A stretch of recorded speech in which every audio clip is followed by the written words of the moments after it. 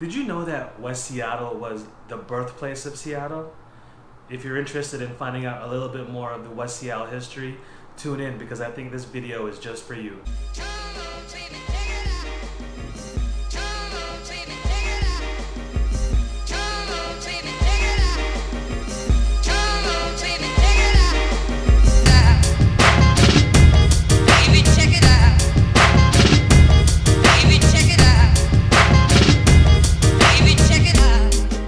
Hi guys, my name is Dictado, and if you haven't already, please like and subscribe to the channel. I am a licensed real estate broker here in the greater Seattle area, and I've made it my job and passion to help people find their dream homes or sell the homes that they're currently living in right now. I love making these videos, and it's my goal to share with you what it's like to eat, work, live, play here in Seattle, Washington. And so if you're thinking about moving to Seattle, Washington, or have a property to sell, please reach out to me and my team. Use that email and cell phone number there to call us, text us, whatever it may be. We've got your back when you're thinking about moving or relocating out of the West Seattle and Seattle area. In this video, I'm excited to be sharing with you the conversation I had with Peder Nelson. He's a local West Seattle historian, and I think you'll find the conversation very interesting. I hope that you guys tune in and watch the whole thing to learn a little bit about the history of West Seattle and how it actually was the birthplace of Seattle, what Alki really means and how it got its name. So this video is super fun for me to be sharing with you guys, and I hope you enjoy it, so tune in.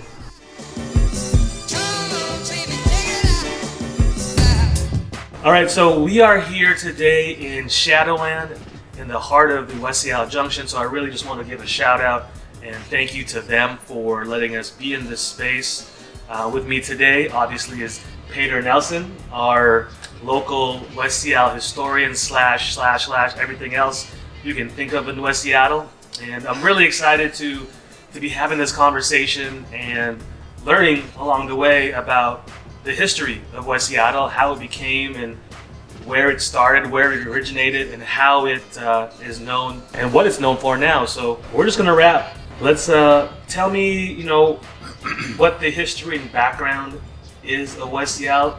Let's start from the very beginning, right? Like let's talk about the first people that were actually in this location. Yeah, cool. Thanks for having me. This is awesome. I think this is a great topic to start off, to explain kind of what West Seattle place is, this place that everybody calls West Seattle. And that's one of the main first things that we want to do when we look at a place, and especially in the Pacific Northwest, is to do like an acknowledgement of the land. And it's really important for people in the West Seattle area to be aware of that, this has been a community for thousands of years.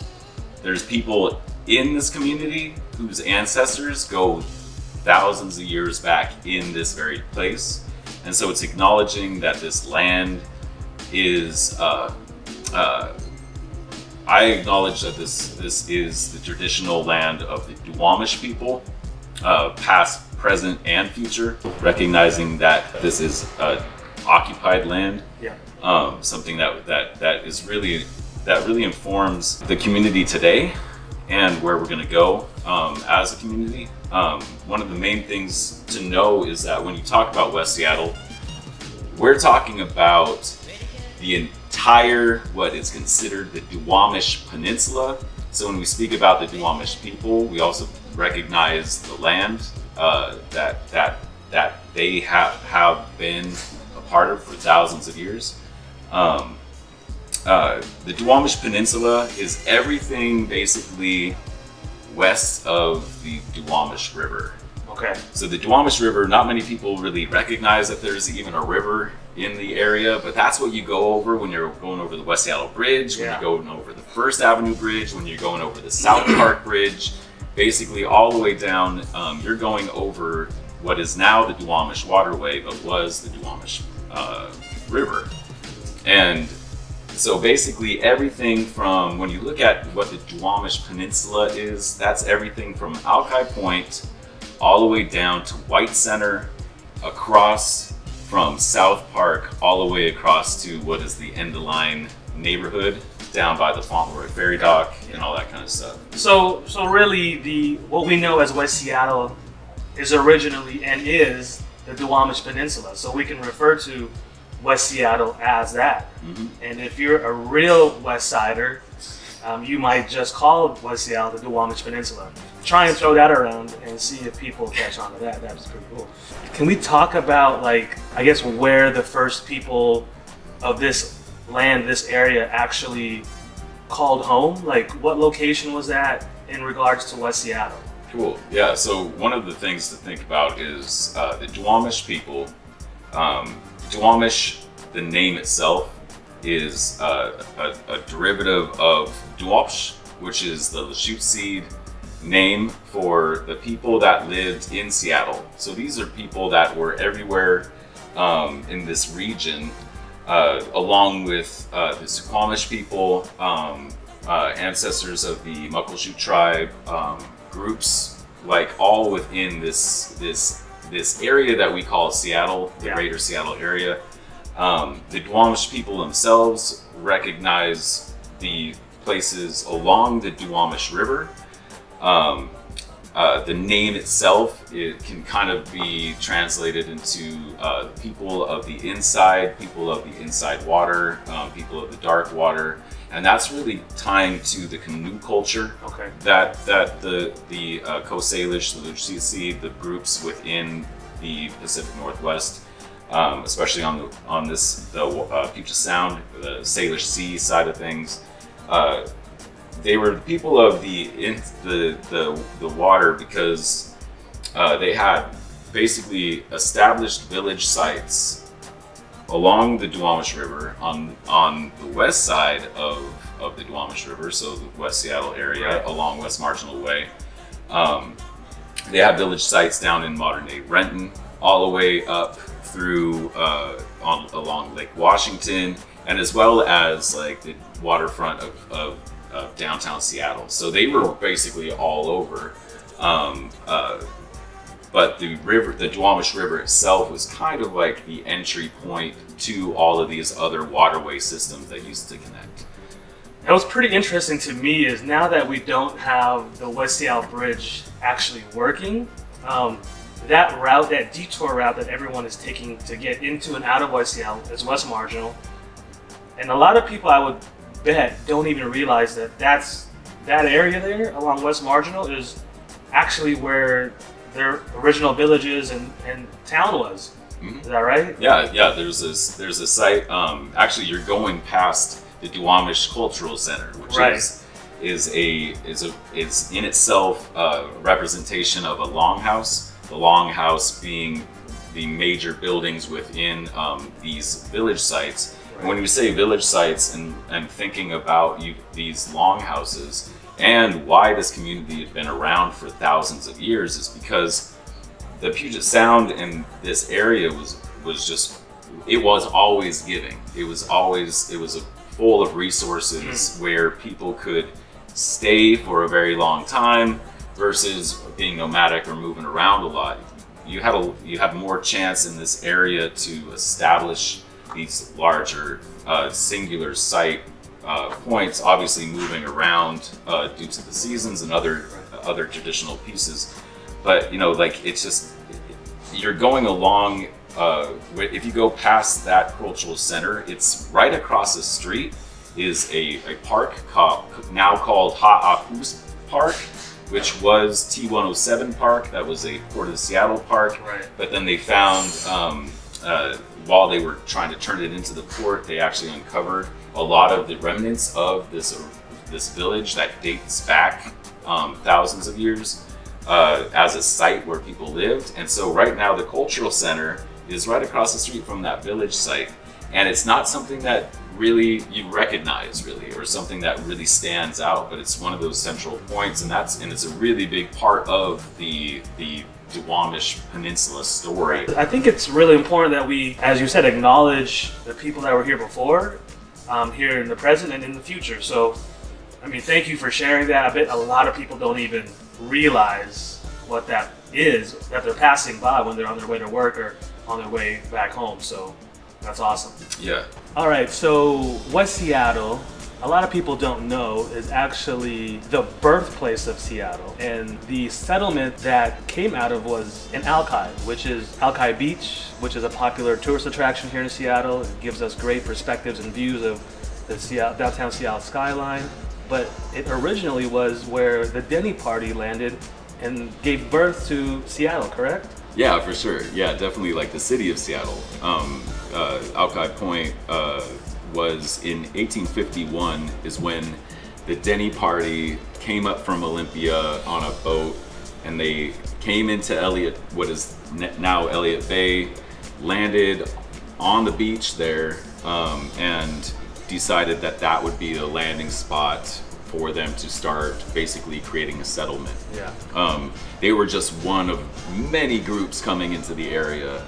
Even earlier on than that, people were coming up the Duwamish River, down in Georgetown and other spaces like that. But really removed, this was, you know, a European settlement group that was really interested in transforming the area to provide the, you know, the business, start doing logging, industry, different things like that. That's when they started creating that site. And so that Denny clan actually settled in Alki Beach to everybody else. And tell us what Alki actually means.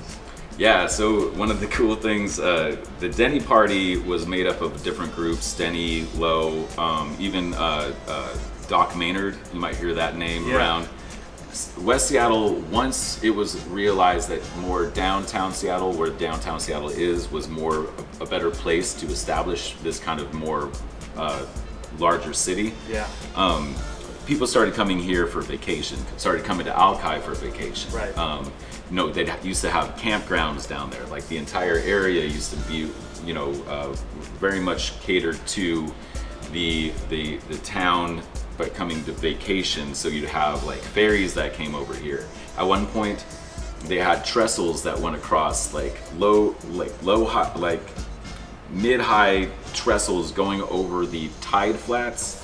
There's like the restaurant that's down on Alki now called the Homestead. Yeah. That is one of the original buildings that was down there from the European settlement for a vacation home, but you can now go eat there. It's an awesome restaurant. It's like a 4 or 5 star restaurant. Yeah, it's amazing. But there's also one of the oldest houses, if not one of the oldest house in all of Seattle, is Doc Maynard's old house in the Alki neighborhood. In that area itself still has remnants of that early Seattle history. Is it true at one point there was like a Coney Island sort of set up here in West Seattle where they had, you know, like the boardwalk, fair, just the whole fair experience was here, right? Yeah, there was a carnival space called Luna Park based off of the Coney Island, the name around Coney Island. Luna Park was this giant pier that went out. You know, right now we have that Ferris wheel that's downtown. It was like that. There was a roller coaster, there was like Ferris wheels, there was all type. There was a whole fairground. It toted like the longest bar service in all of the Pacific Northwest. One of the oldest neighborhoods in Seattle is up here, Admiral neighborhood. Tell us about that a little bit. How did that happen, and why did it happen? Yeah, so one of those things was, not only did it become a vacation area, but it also became a separation from all of the industry that was happening. I mean, you have to think again, Denny Party lands in 1851. You know, by like 1880s, like we're already an established like town. We're the gateway to the gold rush up north. We're the gateway to the Olympic Peninsula. This is like becoming this major like timber town. There was coal, you know, there was all types of crazy stuff happening, and so suddenly West Seattle becomes not just a vacation spot, but it becomes a way to get away from the craziness of downtown. Downtown was not necessarily a place you wanted to live. You know, when you think about, you get these beautiful views of the Puget Sound, and they're like the best properties to get. But at that time, if you had a view of the water, that meant you had a view of all of these giant ships puffing up smoke, and all of the industry, it was just smoke everywhere, and so it wasn't necessarily a pretty sight. Right. But for somebody who's running it, they come over here and establish these small little towns above on the top of these hills to be able to oversee kind of what's going on in the industry. And that was Admiral. That was That was in the Admiral District. Yeah. Awesome. Yeah. Doc Maynard, they established a space there. Really, Doc Maynard was one who actually connected quite a bit with Chief Seattle. He was really a doctor, and like actually brought medical supplies and support for groups in the area. At the time, there was quite a bit of a trading route going around the entire Puget Sound area. There was definitely settlements happening all over the place, and so there was starting to be this kind of trading routes happening. And when they decided to land on Alki and look at the area as a place of development, they're coming from the East Coast.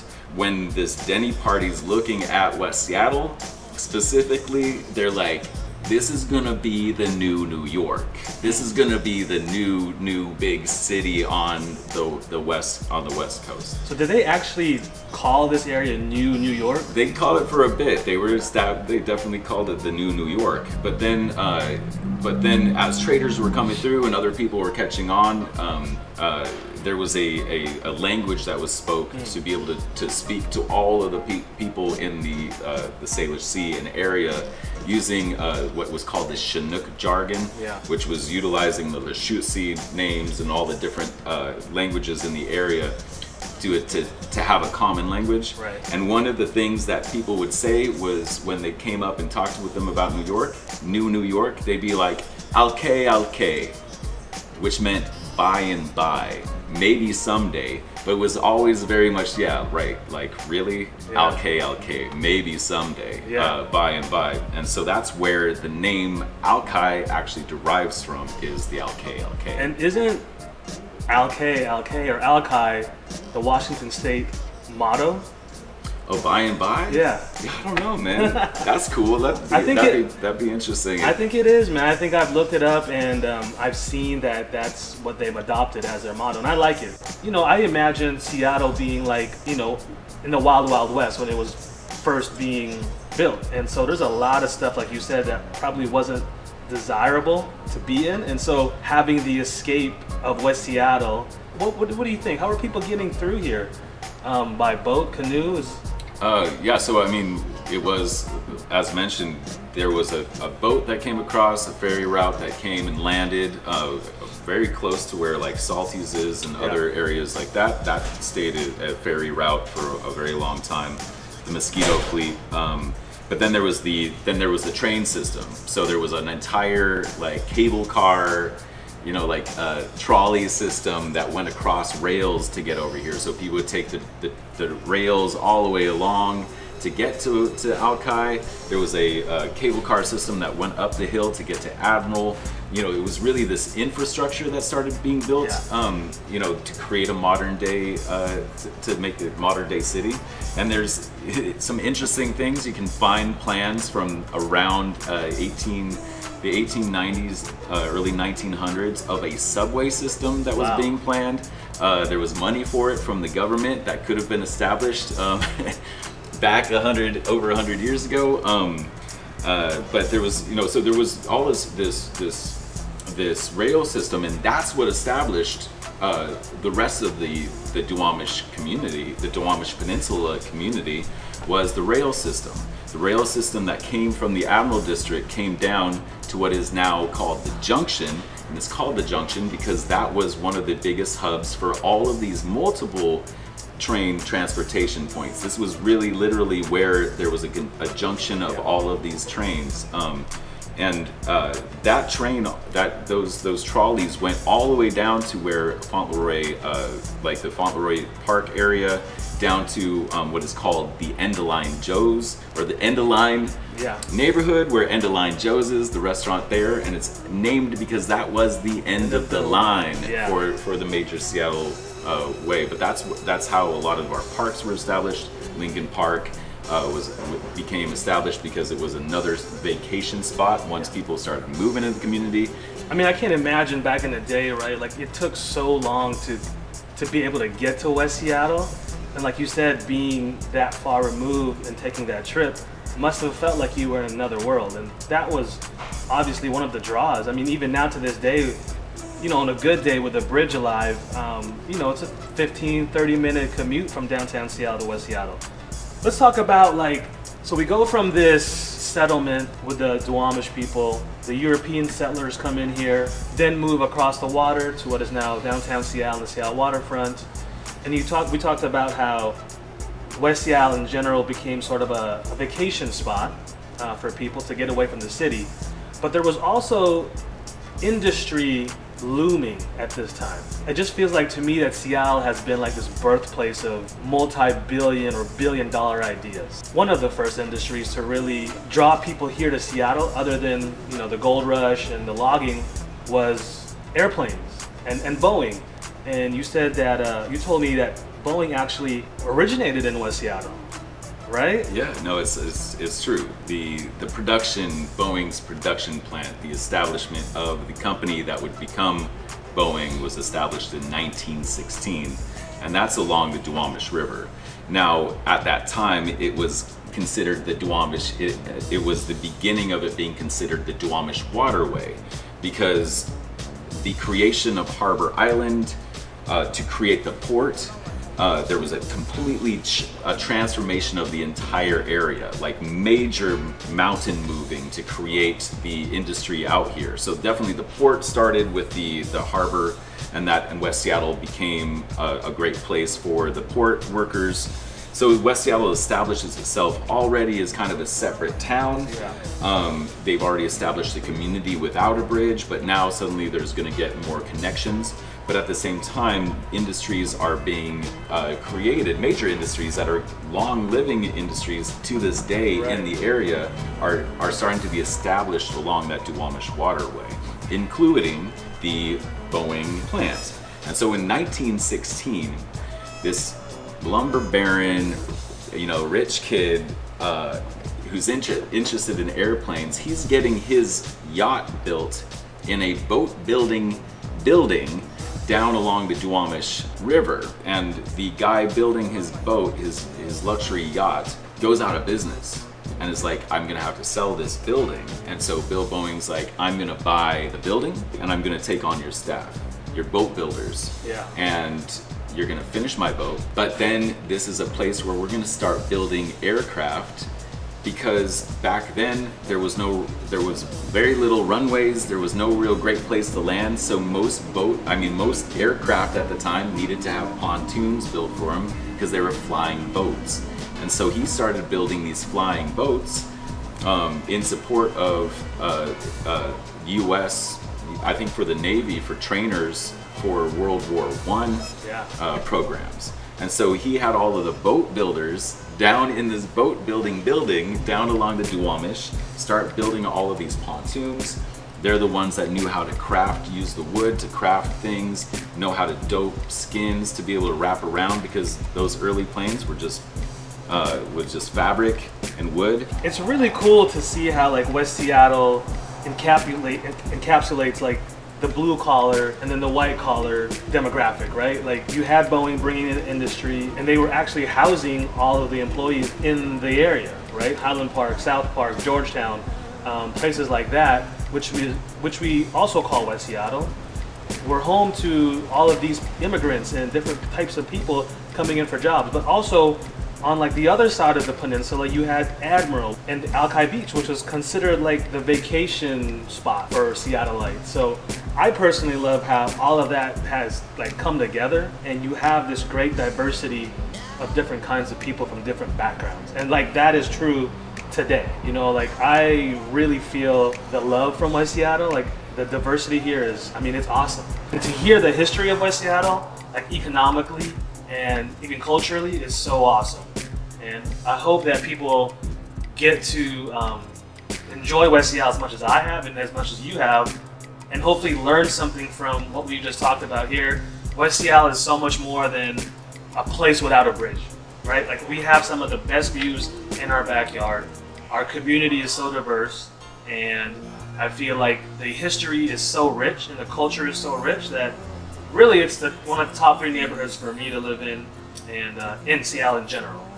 And just so you guys know, we have a lot more coming in store, so stay tuned for the rest of this interview in days and weeks to come. Sometimes you wanna go.